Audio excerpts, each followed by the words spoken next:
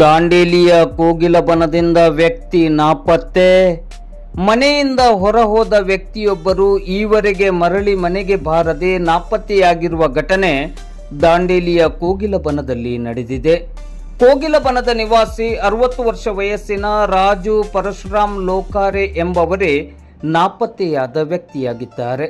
ಇವರು ಏಪ್ರಿಲ್ 17ರಂದು ಮಧ್ಯಾಹ್ನ 2:30 ಗಂಟೆ ಸುಮಾರಿಗೆ ಸಿಮೆಂಟ್ ಕಲರ್ ಶರ್ಟ್ ಮತ್ತು ತಿಳಿ ಕಪ್ಪು ಬಣ್ಣದ ಪ್ಯಾಂಟ್ ಧರಿಸಿಕೊಂಡು ಜೊತೆಯಲ್ಲಿ ಒಂದೆರಡು ಜೊತೆ ಬಟ್ಟೆಯನ್ನು ಸಹ ತೆಗೆದುಕೊಂಡು ಮನೆಯಿಂದ ಹೊರಹೋಗಿ ಆ ಬಳಿಕ ಅದೇ ದಿನ ರಾತ್ರಿ 8:30 ಗಂಟೆ ಸುಮಾರಿಗೆ ದಾಂಡೇಲಿ ಬಸ್ ನಿಲ್ದಾಣದಿಂದ ಸೇಡಂ ಬಸ್ ಅನ್ನು ಹತ್ತಿಕೊಂಡು ಕುಷ್ಟಗಿಯಲ್ಲಿ ಇಳಿದು ಆನಂತರ ಅಲ್ಲಿಂದ ಎಲ್ಲಿಯೋ ಹೋಗಿ ಕಾಣೆಯಾಗಿದ್ದಾರೆ ಎಂದು ಇವರ ಪತ್ನಿ ದಾಂಡೇಲಿ ಗ್ರಾಮೀಣ ಪೊಲೀಸ್ ಠಾಣೆಯಲ್ಲಿ ದೂರು ನೀಡಿದ್ದಾರೆ.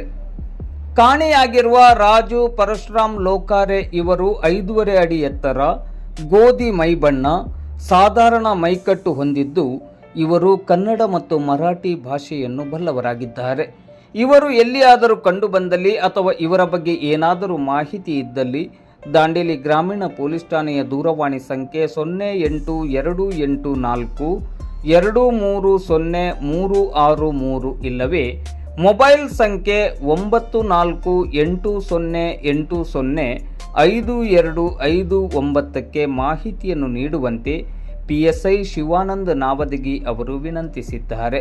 ಈ ಬಗ್ಗೆ ಶನಿವಾರ ಸಂಜೆ 5:30 ಗಂಟೆ ಸುಮಾರಿಗೆ ಮಾಧ್ಯಮಕ್ಕೆ ಮಾಹಿತಿ ಲಭ್ಯವಾಗಿದೆ.